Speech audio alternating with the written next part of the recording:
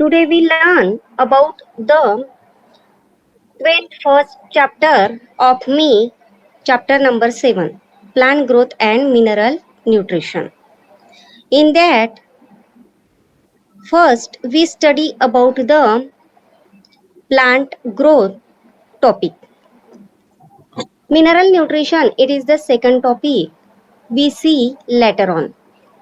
Firstly, we see, can you recall?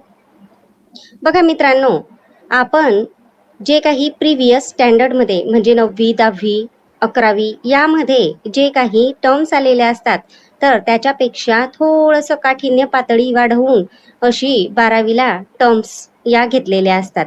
मग मागची उजळणी म्हणून आता तुम्हाला काही प्रश्न विचारलेले आहेत पुस्तकामध्ये. त्यातला एक प्रश्न म्हणजे काय, do you think that the growth is property of living being only?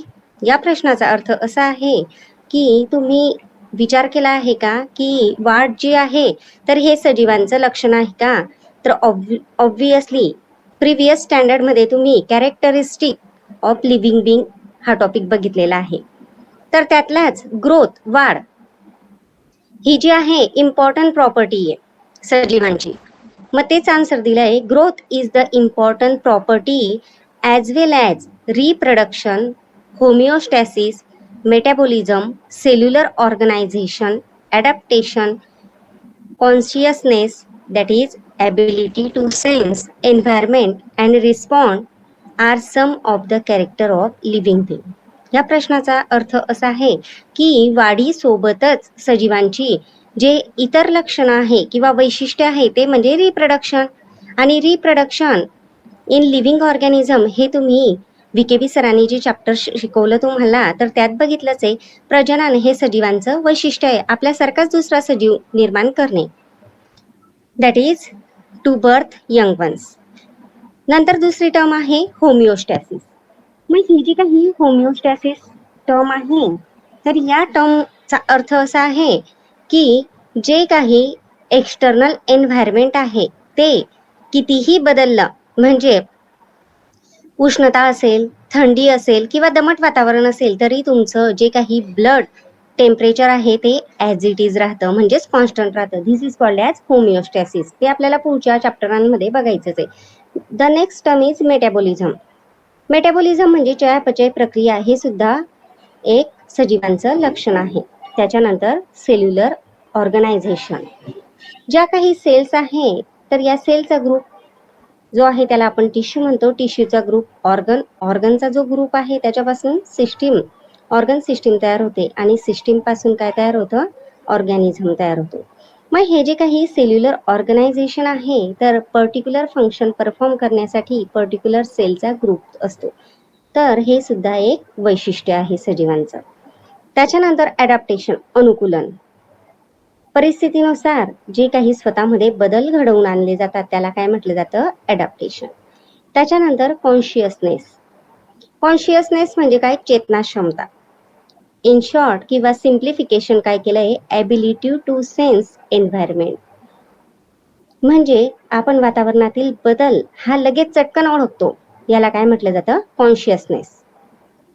त्याच्यानंतर त्याला आपण काय देतो, रिस्पॉन्स देतो, म्हणजेच काय, प्रतिसाद देतो.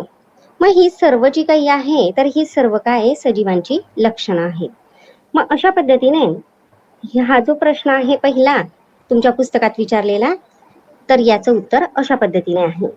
The next question is there any difference between plant growth and animal growth? तर वनस्पतीची जी काही वाढ आहे आणि प्राण्यांची वाढ आहे या दोघांमध्ये काही फरक आहे का? तर ऑब्व्हियसली असणारच आहे. Yes, plant differ from animal in their manner of growth. मग कशा पद्धतीने, तर त्याचं एक्सप्लेनेशन आहे, प्लांट ग्रोथ ही continue throughout the life span of plant is restricted to certain meristematic tissue region only. बघा मित्रांनो, वनस्पती आणि प्राण्यांमधला जो काही वाढीचा डिफरन्स आहे तो बघत आहोत आपण. त्या दोघांमध्ये डिफरन्स आहे, मग तो कसा, तर वनस्पतीची जी काही वाढ असते ही कंटिन्युअस असते. त्यांच्या जीवनाचा कालावधी जोपर्यंत संपत नाही तोपर्यंत कंटिन्युअस त्यांचे रूट आणि शूट हे वाढत असतात. आणि या प्लांट्समध्ये जो काही रेस्ट्रिक्टेड रिजन आहे, म्हणजेच महत्वाचा रिजन कोणता, तर मेरिस्टेमॅटिक टिश्यू. मग हे जे काही मेरिस्टेमॅटिक टिश्यू असतात तर यांच्यामध्ये कंटिन्युअस सेल जे आहे तर यांची काय होत असते, तर डिव्हिजन होत असते. त्यानंतर आपल्याला बघायचं आहे ॲनिमल ग्रोथ. ही जी काही ॲनिमल ग्रोथ आहे, ॲनिमल ग्रोथ मध्ये जे काही यंग ॲनिमल असतात तर हे यंग ॲनिमल्स मॅच्युअर होतात आणि त्यांचे जे पार्ट्स, त्यांचे जे काही ऑल पार्ट्स असतात त्यांच्या बॉडीचे, तर हे काय होतात, विशिष्ट मॅच्युरिटी पर्यंत ग्रो होतात, वाढतात. आणि एकदा का मॅच्युरिटी झाली की त्यानंतर हे जे त्यांचे बॉडी पार्ट्स असतात हे वाढत नाही. आणि त्याचबरोबर त्यांचं जेनेटिकली डिटरमाइन जी काही साईज आहे त्यांच्या स्पेसिसची, फॉर एक्झाम्पल जो काही कुत्रा असेल, डॉग स्पेसिस, हा वाघासारखा वाढेल का, तर नाही. ऑब्विसली त्यांच्या जे काही प्रौढ कुत्रे असतील तर त्यांची एवढीच त्यांची साईज होईल, किंवा एखादी बकरी असेल तर ती सुद्धा जी मॅच्युअर गोट आहे तिच्या एवढीच तिची साईज होईल. एलिफंट एवढी होईल का ती, तर नाही. म्हणजेच ॲनिमल मधली जी काही ग्रोथ आहे ती कशी असते, तर पर्टिक्युलर मॅच्युरिटी पर्यंतच त्यांच्या ऑर्गनची ग्रोथ होत असते. तर त्याच्या विरुद्ध प्लांट ग्रोथ जी आहे ती कंटिन्युअस होत असते त्यांच्या लाईफ स्पॅन संपेपर्यंत. आता या दोघी प्रश्नांची उत्तरं तुम्हाला व्यवस्थित प्रकारे समजली असतीलच असं मी ग्राह्य धरते आणि आपल्या महत्वाच्या मेन मुद्द्याला म्हणजे चॅप्टरला सुरुवात करूया. मग आता प्लांट ग्रोथ हा 7.1 हा जो काही टॉपिक आहे तर यामध्ये आपल्याला बघायचं आहे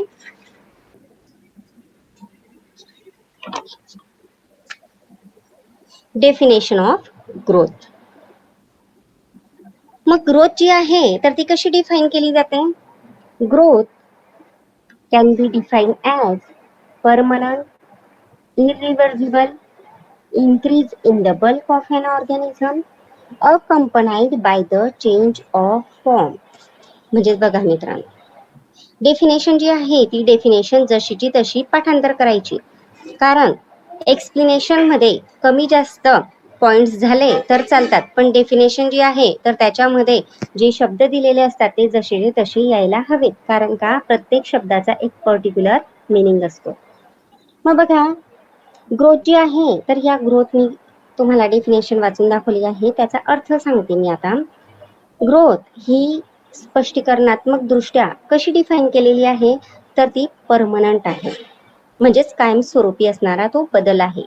इररिव्हर्सिबल म्हणजे एकदा ग्रोथ झाली की ती परत रिव्हर्स होईल का, तारुण्यावस्थेतून परत तुम्ही बाल्यावस्थेत जाऊ शकतात का, तर नाही. एका डायरेक्शनने ती ग्रोथ होत असते. आणि कशा स्वरूपात, increase in the bulk of an organism, म्हणजे वाढीचा जो काही बदल आहे तो दिसत असतो, कारण की का, तर जे काही बल्क आहे, समूह आहे, तो पूर्णपणे शरीराचा जो काही आकार आहे तो वाढत असतो. Accompanied by the change of form म्हणजे स्वरूपच बदलून जातं. ही झाल्या ग्रोथची डेफिनेशन. त्यानंतर आता आपल्याला बघायचं आहे growth as a phenomenon has two aspect. म्हणजे जी काही वाढ आहे तर याच्यामध्ये दोन महत्वाचे मुद्दे आहे. ते कोणते, तर एक म्हणजे क्वांटिटेटिव्ह आणि दुसरं क्वालिटेटिव्ह. इथे थोडं स्पेलिंग मिस्टेक झालेलं आहे, ते ग्राह्य धरायचं. क्वालिटेटिव्ह. मग आता बघा क्वांटिटेटिव्ह बघूया पहिले. क्वांटिटी मीन्स काय, तर संख्या, समूह, संख्यात्मक बदल. आणि क्वालिटी म्हणजे काय, गुणात्मक बदल. मग या दोघांमधला आपल्याला डिफरन्स बघितला तर लवकर लक्षात येईल की क्वांटिटी आणि क्वालिटी कशा पद्धतीने. आपल्याला समजून घ्यायचे. मग आता क्वांटिटेटिव्ह ॲस्पेक्ट जे आहे तर हे कसे दर्शवले जातात? Speak for an increase in the length, breadth, size, volume, body mass और dry weight and number of cell. म्हणजे संख्यात्मक बदल जो आहे तर हा कशा पद्धतीने लक्षात घ्यायचा आहे? तर लेंथ वाढते, लेंथ म्हणजे लांबी, ब्रीथ रुंदी वाढते, साईज आकार वाढतो, व्हॉल्यूम आकारमान वाढतं, बॉडी मास किंवा त्याला ड्राय वेट म्हटलं जातं म्हणजे वजन वाढतं, आणि नंबर ऑफ सेल या इन्क्रीज होत असतात. म्हणजे हे जे काही पॉइंट्स आहे ते लक्षात घ्यायचे. संख्या वाढते म्हणजेच काय वाढतंय? Length, breadth, size, volume, body mass और dry weight and number of cell. अशा पद्धतीने हे वनस्पतींमध्ये होणारे क्वांटिटेटिव्ह बदल. त्याच्यानंतर सेकंड पॉइंट आहे growth as quantitative change is the final end product of successive metabolism. म्हणजे ग्रोथ जी आहे तर ही ग्रोथ मधला जो काही क्वांटिटेटिव्ह संख्यात्मक बदल असतो तर हा काय आहे? एंड प्रोडक्ट आहे. जसं रिएक्टंट पासून आपल्याला काय मिळतं? प्रॉडक्ट मिळतं. मग त्या पद्धतीने क्वांटिटेटिव्ह चेंज हा फायनल एंड प्रोडक्ट आहे. कशाचा? सक्सेसिव्ह मेटाबॉलिझमचं. म्हणजे सक्सेसिव्ह मेटाबॉलिझम हे रिएक्टंट झालं म्हणजेच व्यवस्थित प्रकारे जे काही चयापचय प्रक्रिया आहे ती पूर्णत्वास गेली की काय मिळतं आपल्याला? क्वांटिटेटिव्ह चेंज मिळतात. त्याच्यानंतर आता आपल्याला बघायचंय क्वालिटेटिव्ह ॲस्पेक्ट म्हणजेच गुणात्मक जी काही वाढ आहे तर या गुणात्मक वाढीमध्ये पहिला पॉइंट आहे talk about the change in the nature of growth where. म्हणजे जी काही वाढ आहे, वाढीचं स्वरूप जे आहे तर त्याच्यामध्ये कशा पद्धतीने बदल होत आहे? तर दोन पद्धतीने. एक म्हणजे डेव्हलपमेंट विकास आणि दुसरं म्हणजे काय? डिफरन्सिएशन. मग पहिला बघूया आपण development Vikas. Is an order change or progress while differentiation lead to higher and more complex state. मग बघा डेव्हलपमेंट विकास हा एक शिस्तबद्ध पद्धतीने होणारा बदल आहे. यामध्ये गुणवत्तापूर्वक प्रगती होत असते. तर डिफरन्सिएशन जे आहे तर या प्रकारामध्ये काय होत असतं? Higher and more complex state. म्हणजे याच्यामध्ये थोडंसं गुंत्यागुंतीचं स्ट्रक्चर हे बघावयास मिळतं. अशा पद्धतीने क्वांटिटिव्ह संख्यात्मक आणि क्वालिटी गुणात्मक बदल बघायला मिळतो. फॉर एक्झाम्पल थोडक्यात उदाहरण द्यायचं झालं तर आपण म्हणत नाही का एखाद्याला की फक्त उंचीने वाढतोय, मग उंचीने वाढतोय म्हणजे लेंथ वाढते त्याची, ही काय झाली? क्वांटिटी. आणि दुसरं म्हणजे काय? तुझ्यामध्ये क्वालिटी नाहीये म्हणजे गुणवत्ता नाहीये, डोक्याने वाढलेला नाहीये, तू विचार प्रक्रिया वाढलेली. मग अशा पद्धतीने आता आपण इथे काय बघतोय? प्लांट बद्दल बघतोय. हे आपण मनुष्याबद्दल मी उदाहरण दिलं तुम्हाला. मग प्लांट मध्ये सुद्धा उंची वाढेल, तिची गर्थ जी आहे तर जो काही बुंदा आहे त्याचा आकारमान वाढेल, साईज वाढेल, व्हॉल्यूम वाढेल, नंतर वजन वाढेल. तर या सगळ्या क्वांटिटेटिव्ह ॲस्पेक्ट मध्ये होत असतात. कशामुळे? सक्सेसिव्ह मेटाबॉलिझम हे योग्य प्रकारे होतंय म्हणून तो चेंज दिसून येतोय. तर क्वालिटीमध्ये काय होतंय? दोन महत्वाच्या स्वरूप आपल्याला दिसतं. डेव्हलपमेंट एक विकास होतो म्हणजे एक शिस्तबद्ध पद्धतीने हळूहळू ग्रोथ होत असते आणि ज्या सेल आहे तर त्या डिफरन्शिएट होत असतात. मग आता डिफरन्सिएशन या शब्दाचा जर व्यवस्थित तुम्हाला अक्षर म्हणजे अर्थ लक्षात घ्यायचा असेल तर मी शॉर्टकटमध्ये डेफिनेशन सांगते. Permanent change in structure and function of cell leading to maturation. This is called as differentiation. हे आपल्याला पुढे बघायचं आहे पण मी तुम्हाला आता थोडक्यात स्पष्ट केलं. त्याच्यानंतर आपल्याला बघायचा आहे point in multicellular vascular plant. म्हणजे जे काही मल्टीसेल्युलर प्लांट्स असतात that is more than one cell. असे ॲडव्हान्स जे काही प्लांट्स असतात म्हणजेच त्यांना आपण काय म्हणतो, व्हॅस्क्युलर प्लांट्स. म्हणजे व्हॅस्क्युलर म्हणजे काय, तर 11वी इयत्तेत आपण शिकलेलो आहोत. व्हॅस्क्युलर प्लांट म्हणजे ज्या प्लांट्समध्ये कंडक्टिंग सिस्टीम ही ॲडव्हान्स असते. सेकंडरी ग्रोथ सुद्धा व्यवस्थित प्रकारे होत असते. त्या सर्व प्लांट्सला काय म्हणतो आपण, व्हॅस्क्युलर प्लांट्स. थोडक्यात लक्षात घ्यायचं असेल तर कंडक्टिंग सिस्टीममध्ये महत्त्वाचे 2 टिश्यू असतात, xylem, phloem. Xylem water carrying, phloem food carrying tissue. मग त्या प्लांट्सला म्हणतात व्हॅस्क्युलर प्लांट. आता आलं असेल लक्षात. मग ह्या मल्टीसेल्युलर व्हॅस्क्युलर प्लांटमध्ये जी ग्रोथ असते ती कशी असते, इनडिटर्मिनेट. डिटरमाइन करू शकत नाही आपण. म्हणजे आपण ते म्हणजे मर्यादितपणे ती वाढ होत असते, अमर्यादितपणे ती वाढ होत असते. तिला कोणीच रोखू शकत नाही अशी वाढ. Occur throughout the life indefinitely. आता अगोदरच आपण बघितलं ग्रोथची डेफिनेशन, की प्लांटची ग्रोथ जी असते तर ती रूट आणि शूट सिस्टीम मध्ये मरेपर्यंत ते प्लांट्स हे कंटिन्युअस ग्रो करत असतं. मग त्या पद्धतीने त्या प्लांटचा जो लाईफ स्पॅन आहे तो संपेपर्यंत इनडिटर्मिनेट आणि इनडेफिनाइट, अमर्यादितपणे असंख्य स्वरूपामध्ये ती कंटिन्युअस ग्रोथ होत असते. नंतर आता आपल्याला बघायचंय दुसरी टर्म, मेरिस्टेम. मग मेरिस्टेम हा जो काही रिजन असतो की त्यामध्ये ज्या न्यू सेल असतात, नवीन पेशी असतात, या काय करतात, तर या नवीन पेशी कॉन्स्टंटली आणि कंटिन्युअसली प्रोड्यूस होत असतात.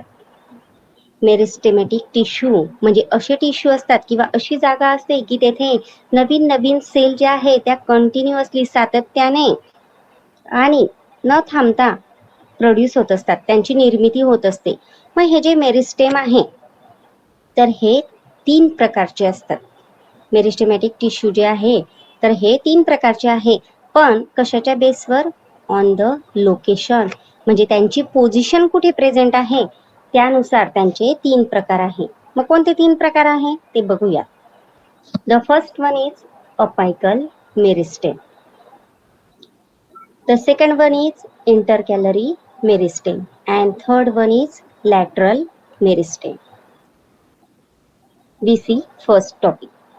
In that apical meristem, आता बघा सेल्फ एक्सप्लेनेटरी वर्ड आहे. Apical means apex region. Apex means शेंड्याचा भाग. मग शेंड्याचा भाग म्हणजे आपल्याला काय दिसतं, झाडाचा वरचा शेंडा. त्याचबरोबर झाड जे आहे ते दोघी बाजूने वाढत असतं, एक म्हणजे शेंड्याकडनं आणि दुसरं म्हणजे मुळाकडनं. म्हणून मुळाचा सुद्धा काय असतो, टोकदार भाग जो आहे त्याला शेंडा म्हटलं जातं. मग तोच पहिला पॉइंट आहे आपला, apices of root and shoot. Position कुठे अपायकल मेरिस्टेमची, तर अपेक्स रिजन कशाचा, रूटचा आणि शूटचा. The second point is growth in length, height and the differentiation or cell type. It contribute to the primary growth. बघा मित्रांनो, मग आता हे अपायकल मेरिस्टेम जे आहे तर त्यांचं फंक्शन काय आहे, तर ते ग्रोथ घडवून आणतात. कशाची, तर रूट आणि शूट यांचे जे काही टोकदार अपेक्स रिजन आहे यांची लेंथ वाढवतात, लांबी वाढवतात, त्यांची हाईट, उंची वाढवतात आणि डिफरन्सिएशन ज्या काही आहेत सेल त्या घडवून आणत असतात. Differentiation of cell type. मग आता डिफरन्सिएशन, पुन्हा तो शब्द आला की permanent change in a structure and function of cell leading to maturation, त्याला म्हणतात डिफरन्सिएशन. मग याचा फायदा काय होतो, तर सगळ्यात जास्त जो सहभाग आहे, जी प्रायमरी ग्रोथ असते तर ती प्रायमरी ग्रोथ घडवून आणण्याचं काम अपायकल मेरिस्टेम करत असतात. हे 2 टॉपिक अपायकल मेरिस्टेम मध्ये येतात. त्यानंतर आता आपल्याला बघायचंय intercalary meristem, second topic. In that the first topic is located at the node or at the base of internode of stem.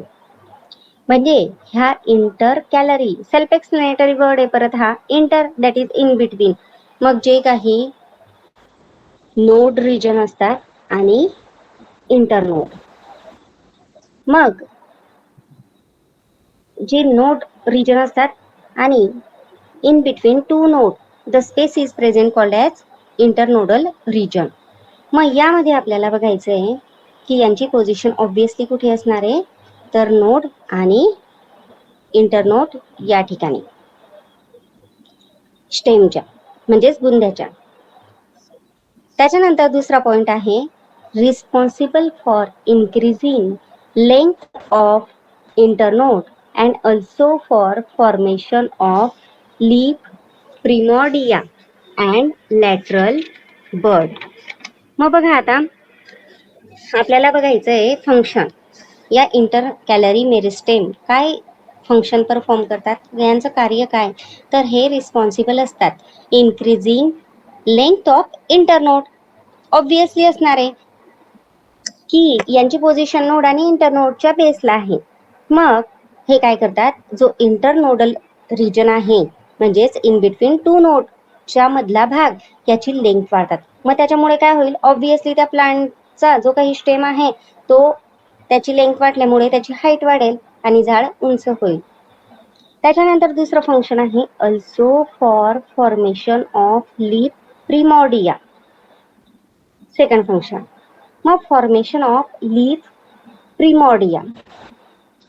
मग आता तुम्हाला प्रश्न पडला असेल की जे काही प्रिमोडिया आहे, प्रिमॉर्डिया म्हणजे नेमकं काय, तर बघा लीफ प्रिमोर्डिया याचा अर्थ आहे group of cell that will form into new leaves.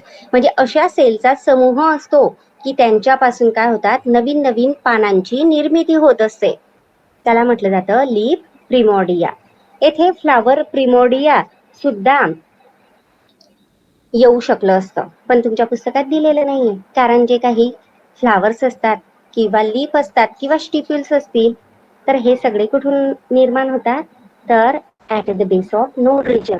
मग फ्लावर प्रिमॉर्डिया आपण काय म्हणू शकतो, जसं लीफ प्रिमॉर्डिया सांगितलं मी तुम्हाला की हे फंक्शन आहे इंटर कॅलरी मेरिस्टेमचं, तर group of cell that will form into new leaves. मग त्या पद्धतीने फ्लावर प्रिमॉर्डिया म्हणजे काय, तर लिटल बर्ड्स असतात we see at the end of stem from which flower will develop. असं दोघंही फंक्शन असतात. लीफ प्रिमॉर्डिया पण डेव्हलप होतं आणि फ्लावर प्रिमॉर्डिया सुद्धा डेव्हलप होत असतं. And lateral bird. आणि आजूबाजूला फांद्या सुद्धा कुठून फुटतात, तर नोडच्या बेस रिजन पासून. मग लॅटरल बर्ड जे आहे, कड्या ज्या आहे, तर त्या सुद्धा काय डेव्हलप होतात, इंटर कॅलरी मेरिस्टेममुळे. The third one is lateral meristem. आता शब्दच सांगतोय लॅटरल. लॅटरल म्हणजे काय, आता समजा हे प्लांट असेल तर या प्लांटचा हा जो काही साईडचा पोर्शन आहे तर त्याला आपण काय म्हणू, त्याला आपण लॅटरल म्हणूया, म्हणजे बाजूचा भाग. मग त्याच्यातला आता आपल्याला पहिला पॉईंट बघायचा आहे की या लॅटरल मेरिस्टेमची पोझिशन कुठे असेल, तर located laterally along the axis of dicotyledon and gymnosperm. म्हणजे यांची पोझिशन ही कशी असते, तर जो काही स्टेम रिजन आहे तर या स्टेम रिजनच्या आजूबाजूला म्हणजेच एक्सिस ऑफ डायकोटेलेडॉन. मग आता डायकोटेलेडॉनस प्लांट कोणते, तर जी द्विदल वनस्पती असतात त्यांना डायकोटेलेडॉनस प्लांट म्हणतो, हायर प्लांट्स या. आणि जिम्नोस्पर्मिक प्लांट्स की ज्यांचे जे काही सीड असतात ते ओहरीच्या काय असतात, आउटवर्ड असतात, बाहेर नेक स्पर्म असतात त्यांचे. तर बघा आता the second point is located as a strip in the vascular bundle of stem of dicot. नंतर त्याचबरोबर दुसरी त्यांची पोझिशन कुठे असते, तर एक स्ट्रिप सारखे म्हणजेच अनुकुचीदार असं फायबर लाईक सेक्शन जे काही आहे तर ते व्हॅस्क्युलर बंडल मध्ये प्रेझेंट असतात स्टेम ऑफ डायकॉट. म्हणजे जो काही डायकॉटचा जो स्टेम आहे त्याचा जर आपण यस बघितला तर त्याच्यामध्ये जो काही व्हॅस्क्युलर बंडल असेल तर या बंडलमध्ये त्यांची पोझिशन कशी असते तर स्ट्रिप सारखी असते. It is called as vascular cambium. त्यालाच आपण काय म्हणतो व्हॅस्क्युलर कॅम्बियम. सेकंडरी ग्रोथ होण्यासाठी ते रिस्पॉन्सिबल असतात. त्याच्यानंतर आता आपल्याला बघायचं आहे थर्ड पॉइंट लॅटरल मेरिस्टेमचा. For responsible for increase in the girth of the stem due to addition of secondary vascular tissue. म्हणजे यांचं फंक्शन असं आहे लॅटरल मेरिस्टेमचं की जे काही स्टेममध्ये सेकंडरी ग्रोथ होते, कारण सेकंडरी व्हॅस्क्युलर टिश्यू जे आहे तर त्यांची जास्तीत जास्त भर होत जाते, न्यू क्रिएशन होत जातं त्यांचं, आणि त्याच्यामुळे ऑब्विसली जो काही झाडाचा बुंदा आहे त्याचा घेर वाढतो. आणि अशा पद्धतीने आपण जे काही मोठे मोठे झाडं बघतो, वड, पिंपळ, नंतर कडुनिंबाची झाडं जी आहे तर यांचा जो काही घेर असतो तर हा कसा असतो प्रचंड प्रमाणात असतो. कशामुळे त्याला रिस्पॉन्सिबल असतात हे लॅटरल मेरिस्टेम. अशा पद्धतीने on the basis of these tissue, that is meristematic tissue, the three types we see. Apical meristem apex रिजनला राहतात रूट आणि शूटच्या. इंटरकॅलरी कुठे असतात तर नोड किंवा at the base of internode of stem. आणि lateral meristem obviously laterally lateral जो काही एक्सिस आहे डायकोटिलेडोनस आणि जिम्नोस्पर्म, त्याचबरोबर दुसरी पोझिशन असते त्यांची तर व्हॅस्क्युलर बंडल जे काही आहे तर त्यांच्यामध्ये स्ट्रिप सारखं त्यांचं प्रेझेन्स असतं आणि त्यालाच आपण व्हॅस्क्युलर कॅम्बियम म्हणतो. नंतर आपण त्यांचे फंक्शन बघितले होते. त्याच्यानंतरचा आपल्याला पुढचा पॉइंट बघायचा आहे इनडेफिनाइट और इनडिटर्मिनेट ग्रोथ. मग इनडेफिनाइट आणि इनडिटर्मिनेट ग्रोथ याचा अर्थ आहे की पर्टिक्युलर कोणत्या जे काही ऑर्गन आहे प्लांटचे तर त्यांच्यामध्ये ही ग्रोथ होत असते. तर रूट आणि स्टेम म्हणजे शूट सिस्टीम जी आहे तर या शूट सिस्टीम मधला स्टेम पर्टिक्युलर म्हणजे झाडाचा जे काही खोड आहे ज्याला आपण बुंदा सुद्धा म्हणतात काही जण, तर झाडाचं खोड आणि झाडाचं मूळ या दोघांमध्ये इनडेफिनाइट आणि इनडिटर्मिनेट म्हणजे अमर्यादित असंख्य अशी ग्रोथ होत असते. मग डिटर्मिनेट ग्रोथ किंवा त्यालाच आपण काय म्हणतो लिमिटेड. वरच्या पॉइंटला आपण अनलिमिटेड सुद्धा म्हणू शकतो. मग आता डिटर्मिनेट ग्रोथ किंवा लिमिटेड ग्रोथ जी आहे तर ही कोणाकोणामध्ये आढळून येते तर व्हॅस्क्युलर टिश्यू जे आहे या व्हॅस्क्युलर टिश्यूमध्ये आढळून येते. त्याचबरोबर झाडाचे जे काही ऑर्गन आहेत अवयव आहे कोणकोणते तर लिव्जेस, फ्लावर आणि फ्रुट्स हे तीन महत्वाचे ऑर्गन यांच्यामध्ये कशी ग्रोथ असते तर पर्टिक्युलर त्यांची जी काही मॅच्युरिटी एवढी साईज असेल त्यालाच आपण काय म्हणतो they grow up certain genetically distant size. म्हणजे वडाचं जे काही पान आहे ते वडाचं पान याच्याशी तुळशीचं पान कंपॅरिझन करा, बॅझिल जिला म्हटलं जातं. मग ही जी काही तुळस आहे या तुळस या वनस्पतीचं पान जे आहे तर ते मॅच्युअर जे काही लीफ आहे तर तिथपर्यंतच वाढेल, त्याच्या स्पेसिसचं जेवढं पान असेल तेवढंच. ते वडाच्या झाडाच्या पानाप्रमाणे वाढेल का तर नाही. म्हणजे हा पॉइंट परत एकदा रिमाइंडर करा तुम्ही की जेनेटिकली डिस्टेंट साईज, जसं मी तुम्हाला या अगोदर प्राण्यांचं उदाहरण दिलं होतं की जे काही बकरी असेल किंवा हत्ती असेल तर प्रत्येकाची साईज जी आहे ती पर्टिक्युलर ठरलेली आहे त्या पद्धतीने. मग तुमच्या लक्षात आलं असेल मित्रांनो, अमर्यादित वाढ ही रूट आणि स्टेम मध्ये आढळून येते, तर मर्यादित डिटर्मिनेट जी काही ग्रोथ आहे लिमिटेड ही व्हॅस्क्युलर टिश्यू आणि लिव्जेस, फ्लावर, फ्रूट यामध्ये आढळून येते. त्याच्यानंतरचा पॉइंट आहे इन युनिसेल्युलर प्लांट, ज्या एक पेशीय वनस्पती असतात तर यांच्यामध्ये जी ग्रोथ असते ही कशी असते युनिफॉर्म अँड डिटर्मिनेट. ऑब्विसली या ज्या युनिसेल्युलर प्लांट आहे या कशा असतात, तर सिंगल सेल पासून तयार झालेल्या असतात.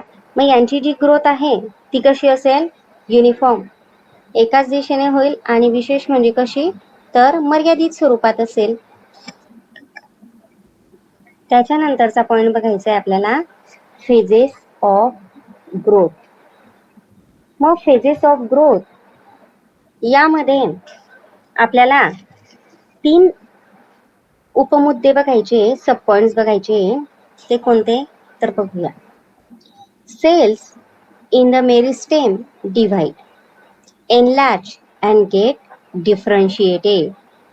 म्हणजे मेरिस्टेमॅटिक जो रिजन आहे यातल्या सेल या डिव्हाइड होतात, वाढतात, एनलार्ज होतात आणि त्या काय होतात, गेट डिफरन्शिएट होतात. म्हणजेच त्या काय होतात, तर मॅच्युअर्ड होतात.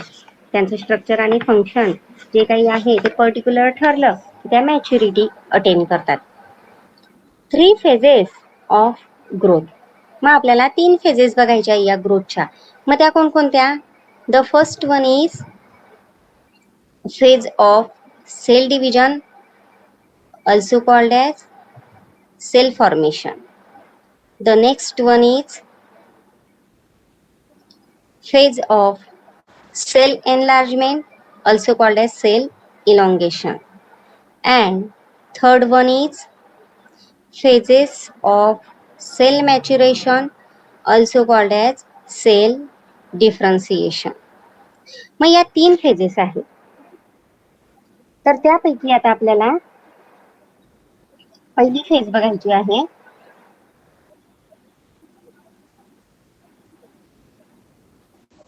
Phase of cell division. मग बघा, cell division also called as cell formation. मग आता यामध्ये पहिला पॉइंट जो आहे तो म्हणजे मेरिस्टेमॅटिक सेल जे आहे, तर या मेरिस्टेमॅटिक सेल कशा असतात, थिन वॉल असतात, अतिशय त्यांच्या भित्तिका पातळ असतात, नॉन व्हॅक्युलेटेड आणि प्रॉमिनंट न्यूक्लियस असतो. म्हणजे नॉन व्हॅक्युलेटेड म्हणजे काय, व्हॅक्युलेशन किंवा व्हॅक्युअल्स म्हणजे रिक्तिका. मग यांच्यामध्ये रिक्तिका नसतात आणि न्यूक्लियस जो आहे तो प्रॉमिनंट असतो आणि सायटोप्लाझम हे कशा स्वरूपाचं असतं, ग्रॅन्युलर, दाणेदार. The next point is undergoes mitotic division. म्हणजे क्रोमोझोम नंबर जो असतो या सेलचा तो इक्वेशनल ठेवला जातो to form new cell. The third point is one cell remain meristematic. एक सेल ही मेरिस्टेमॅटिक ठेवली जाते आणि बाकीच्या ज्या सेल आहेत त्या काय होतात, तर एनलार्ज होतात आणि डिफरन्सिएशन असं स्वरूप धारण करतात. मग असे हे 3 point, phases of cell division formation. त्यानंतर चौथा पॉइंट बघायचा आहे आपल्याला, rate of growth occur at a slower pace. म्हणजे या पॉइंटमध्ये फेज ऑफ सेल डिव्हिजन किंवा त्यालाच आपण म्हणतो सेल फॉर्मेशन, तर याच्यामध्ये जी काही वाढीची प्रक्रिया असते ही कशा स्वरूपाची असते, तर मंद गतीने होते, स्लोवर पेस म्हटलं जातं त्याला, आणि also called as lag phase. मग ही जी काही लॅग फेज आहे, तर आपल्याला हे बघायचंय की लॅग फेज, त्याच्यानंतर ऍक्सलरेटेड पेस किंवा त्याला एक्सपोनेन्शियल लॉग फेज म्हटलं जातं, आणि तिसरी असते स्टेशनरी किंवा स्टेडी स्टेट. याचा ग्राफ सुद्धा आपल्याला पुढे बघायचा आहे. परंतु एवढं लक्षात ठेवा की फेज ऑफ सेल डिव्हिजन, ज्या सेल विभाजित होतात किंवा नवीन सेल तयार होतात, त्यांची जी काही ग्रोथ असते ती कशी असते, स्लोवर असते, also called as lag phase. हे लक्षात ठेवायचंय. त्याच्यानंतर आता आपल्याला बघायचं आहे second point of phases of growth मधला B section, phase of cell enlargement, also called as cell elongation. मग यामध्ये काय, पहिला पॉइंट आहे, न्यूली फॉर्म सेल बिकम व्हॅक्युलेटेड. ज्या नवीन सेल तयार झालेल्या आहेत त्या कशा असतात, रिक्तिका असतात. रिक्तिका त्यांच्यामध्ये प्रेझेंट असतात, व्हॅक्युलेटेड, ऑस्मोटिकली ऍक्टिव्ह असतात आणि turgid due to absorption of water. त्या टर्जिड होतात म्हणजे फुगतात, ऑस्मोटिकली ऍक्टिव्ह होतात, म्हणजे त्या काय करतात, ट्रान्सपोर्टेशन व्यवस्थित प्रकारे करतात. कशामुळे? कारण त्या जास्तीत जास्त पाणी जे आहे ते शोषून घेतात आणि त्याच्यामुळे त्या फुगतात. The next point is turgidity result in the enlargement of cell both lengthwise and breadthwise. ही जी काही फुगण्याची प्रक्रिया आहे त्याच्यामुळे काय होतं, सेल एनलार्ज होते, मोठी होते. कशा स्वरूपात? तर लांबीने आणि रुंदीने, दोघी स्वरूपामध्ये. The third point is the new wall material and other materials are synthesized. जे काही पेशी भित्तिकांसाठी मटेरियल लागतं ते नवीन प्रकारचं तयार होतं आणि अदर जे मटेरियल आहे फंक्शनिंगसाठी सेलच्या, तर ते सुद्धा सिंथेसाइज निर्माण व्हायला सुरुवात होते या फेजमध्ये. त्याच्यानंतर ग्रोथ रेट जो आहे या सेल एनलार्जमेंट मध्ये, तर हा ऍक्सेलरेटेड पेस स्वरूपाचा असतो, म्हणजेच त्याला अल्सो कॉल्ड एज एक्सपोनेन्शियल किंवा लॉग फेज, म्हणजे तीव्र गतीने ग्रोथ जी आहे, तर या वाढीची प्रक्रिया या सेल एनलार्जमेंट मध्ये, नावच त्याचं सांगतंय एनलार्ज होते सेल, म्हणजे ती काय होते, वाढते. तर यामध्ये जो वाढीचा दर असतो, कालावधी असतो, हा कसा असतो, ऍक्सेलरेटेड स्वरूपात म्हणजेच तीव्र स्वरूपात असतो. मग accelerated pace also called as exponential आणि लॉग फेज, हे शब्द लक्षात ठेवायचे मित्रांनो. The third one is phase of cell maturation also called as differentiation. मग यामध्ये पहिला पॉइंट आहे, enlarge cell now become specialise to perform specific functions and attain maturity both morphological and physiological. तर बघा, आता सेल मॅच्युअर झाली, परिपक्व झाली आहे, मग आता तिचं काय होईल, डिफरन्सिएशन होईल. म्हणजे मी या अगोदर तुम्हाला सांगितलं होतं की आता ह्या ज्या एनलार्ज सेल असतात या परिपूर्णपणे परफेक्ट तयार झालेल्या आहे. कशासाठी? तर पर्टिक्युलर जे काही स्पेसिफिक फंक्शन आहे ते करण्यासाठी. आणि त्यांचं परिपक्वता ही कशासाठी कामास येते? तर दोघी गोष्टींसाठी, मॉर्फोलॉजिकल आणि फिजिओलॉजिकल, या दोघी गोष्टींनी ते त्यांचं कार्य करत असतात. मग आता मॉर्फोलॉजी म्हणजे काय? तर ही बायोलॉजीची ब्रँच आहे आणि यामध्ये कशाचा स्टडी केला जातो? Structure of organism and their features, म्हणजे साईज आणि शेप, ह्या जे काही प्लांटचे ऑर्गन आहे तर त्यांचा वाढून येतो आणि ते बदल जे असतात तर ते आपल्याला लगेच पटकन फिजिकली अपीअरन्स होतं, आपल्याला दिसून येतात. म्हणजे आता एखादं झाड छानपैकी छोट्यापासून ते मोठं मोठं होतंय, त्याला कळ्या लागल्या, त्याचं फूल झालं कळ्यांवर, हे काय झाले, तर वास्तविक स्वरूपातील बदल झाले. आतून आपल्याला काय बदल होत आहे ते नाही बघू शकत आपण, पण आपल्या डोळ्यांनी जे बदल होत आहे ते दिसतंय ना, फिजिकल अपीअरन्स. मग त्याला काय म्हटलं जातं? Morphological change, that is structure of organism and their features, म्हणजे साईज, शेप, कलर, हे चेंजेस होतात, त्याला फिजिकल चेंज म्हणतात. आणि फिजिओलॉजिकल चेंज जे आहे, तर फिजिओलॉजी ही सुद्धा बायोलॉजीची ब्रँच आहे आणि यामध्ये काय स्टडी केला जातो? Normal function of organism and their part, म्हणजे एखादं जे काही फंक्शन आहे ते कशा पद्धतीने केलं जातंय तर त्याचा स्टडी होतो. हाऊ इट वर्क, थोडक्यात आपण असं म्हणू शकतो, त्याला फिजिओलॉजी म्हटलं जातं. मग हे मॉर्फोलॉजिकल आणि फिजिओलॉजिकल जे काही चेंजेस आहे ते मॅच्युरिटी जेव्हा अटेन होते तेव्हा दिसून येतात. The second point, rate of growth show slow down and come to steady state. मग ही जी काही मॅच्युरिटी फेज आहे यामध्ये जो ग्रोथ आहे तर ग्रोथ रेट हा स्लो डाऊन होतो, म्हणजे कमी होत जातो आणि एक पर्टिक्युलर कॉन्स्टंट स्टेशनरी फेज पर्यंत तो येऊन पोहोचतो, त्यानंतर ग्रोथ होत नाही.